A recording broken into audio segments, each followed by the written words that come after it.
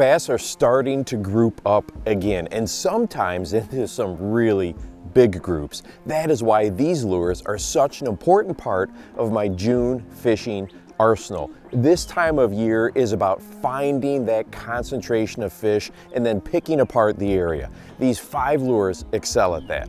Now, number 1 is some sort of topwater. I prefer one that covers a lot of distance and searches big swaths of water. So I am partial to either a walking bait, a buzz bait, or even a plopper style lure, but the goal is the same for each one, to get one fish to reveal where others are at.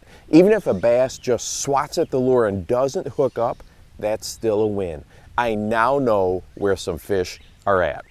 Now, number 2 on my June list is the crankbait. Obviously for a lot of the same reasons as the topwater. However, the crankbait model I am using right now is important because I like to start looking in that 8 to 10 foot depth range. I may adjust a little as I figure fish out, but for some reason that depth zone is magical. And this is where I often start in this early summer time period. I'm doing my best to hit something, whether it's weed tops, wood, or banging the bottom. That random movement is key to tricking a single fish to react and reveal that magic location we are looking for. And when the group gets fired up, oh, look out. A crankbait can catch fish very fast when you find that key spot.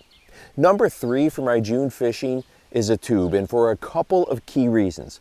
One, so many anglers have put soft plastic tubes on the back burner, making it a perfect lure for pressured fisheries. However, here is my real reason for loving this lure. It not only can work a spot over carefully, you can swim it and cover water too. I love swimming a tube because it's so subtle. A perfect way to search and then pick something apart with one lure. And that makes a tube highly efficient right now.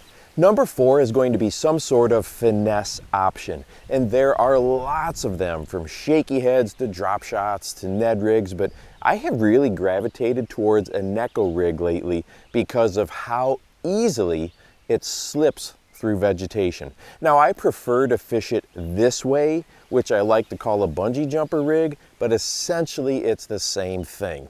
If you have vegetation, this lure is a workhorse. It slides through the green stuff so easily because the line is pulling up here and not at the bottom. And anytime you can fish vegetation without snagging the stuff, odds of finding and catching bass go way up.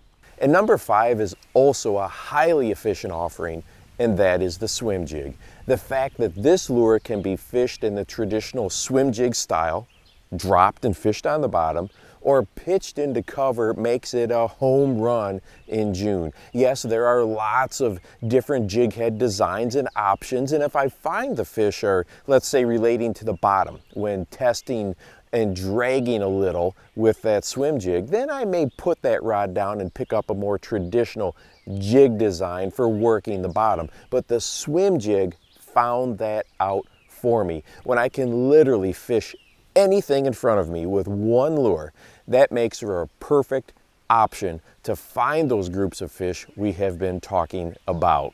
And hey, if you would like to watch a video that talks about how a stick bait, Texas rig stick bait, is absolutely dynamite for finesse fishing windy days, go ahead and check this one out right here. We've got side-by-side video with different weighting options. And make sure that you go out and encourage someone today. You never know how you might just change their life. For the Bass Fishing Life, I'm your host, Steve Rogers.